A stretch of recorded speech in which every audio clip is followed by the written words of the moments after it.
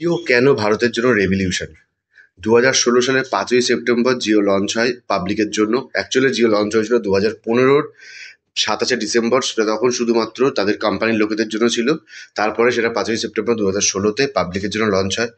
এবং সেটা লঞ্চ হওয়ার পরে আজকে 10 বছর আগের ভারত আর 10 বছর পরে আজকের ভারত আকাশ পাতাল পার্থক্য হয়ে গেছে। নেটফ্লিক্স, অ্যামাজন, ফ্লিপকার্ট, জোম্যাটো এবং ইউটিউব, ফেসবুক, সমস্ত ফোনপে, পেটিএম, আপনি যত ধরনের অ্যাপ দেখছেন আজকে সমস্ত অ্যাপগুলো এত এত এমপ্লয়মেন্ট, এত এত মানুষের, কোটি কোটি মানুষের রুজি রুটি আজকে এই অ্যাপগুলো থেকে আসছে।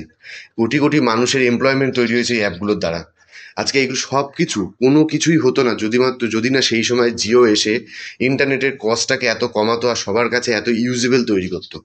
সেই দিনকে সেই জিনিসটা করেছিল মুকেশ আম্বানির, সেই যে স্টেপটা সেটা হয়েছিল বলে আজকে এতগুলো মানুষের রুজি রুটি চলছে, এতগুলো মানুষ সেখানে এমপ্লয়মেন্ট পেয়েছে, এতগুলো নতুন নতুন কোম্পানি তাদের কোম্পানিকে নিয়ে এসছে ভারতে, এবং যে বিনিয়োগটা এসছে এটা একটা মানে ভাবার বাইরে এত বড় একটা রেভলিউশন মুকেশ আম্বানি বা জিওর হাত ধরে হয়েছে ইন্ডিয়াতে। এটাকে মানুন আর না মানুন, জিও একটা বড় সড়ো ভারতের জন্য রেভলিউশন তৈরি করেছিল। সেটার জন্য আজকে প্রচুর মানুষ, কেউ ডেলিভারি করছে, কেউ বড় চাকরি করছে, বড় কোনো আইটি সেক্টরে চাকরি করছে, বা কেউ ইনফ্লুয়েন্সার করছে।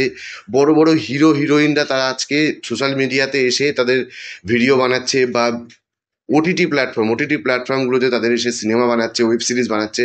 এগুলো মানুষ সবাই দেখছে এবং তাদের ইনকাম হচ্ছে। আমাদেরও অনেক প্রচুর মানুষ, প্রচুর ছোট ছোট ছেলেমেয়েরা, এই আমাদের মতন সব ছেলেরা, তারা নিজেদের ভিডিও তৈরি করছে, সেখান থেকে তাদের কিছু ইনকাম আসছে। তারা যারা ডেলিভারি করছে তাদের ইনকাম আসছে।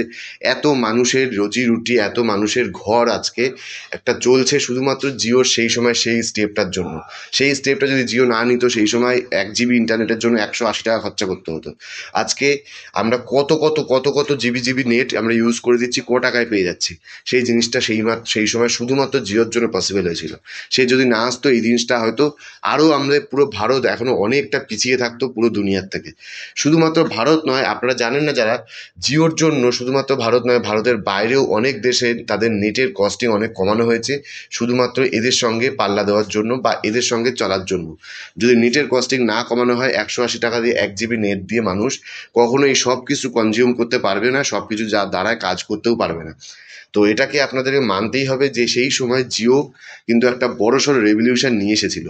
আজকে আপনি নিজের চোখে দেখুন, আপনার আশপাশে পরিপ্রেক্ষিতে একটা সময় ভাবা হয় যে ইলেকট্রিক ছাড়া এখন আর মানুষের জীবন অচল হয়ে যাবে। সেই রকমই ইন্টারনেট ছাড়াও কিন্তু আজকে মানুষের জীবন অচল হয়ে যাবে। আপনি যেখানে যান, যাই করুন, সব জায়গাতে ইলেকট্রিসিটি আর ইন্টারনেট দুটোই আপনার কাজে লাগে সব থেকে বেশি।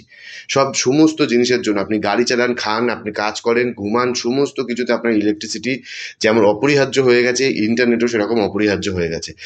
নতুন যত ডিভাইস আছে, যত উন্নতি আসছে, যত নতুন এত দেশের উন্নতি, অর্থনৈতিক উন্নতি হচ্ছে, এগুলো সব কিছু কিন্তু ইন্টারনেটের জন্য হচ্ছে, ইন্টারনেট আর ইলেকট্রিসিটির জন্য।